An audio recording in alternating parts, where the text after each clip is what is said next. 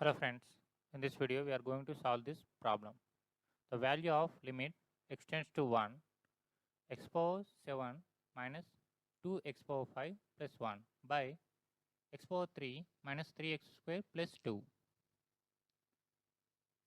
Substitute 1 in the both equations. 1 power 7 is 1 minus 2 into 1 power 5 is 2 plus 1 by 1 power 3 is 1, 3 into 1 square minus 3 plus 2. Sum is 0 by 0 form. So we are going to use L Hospital's rule.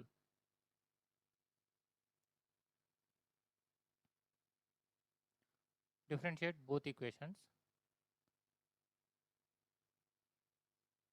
Limit x tends to 1, 7 x power 6 minus 10 x power 4 plus 0, okay, by 3x square minus 6x.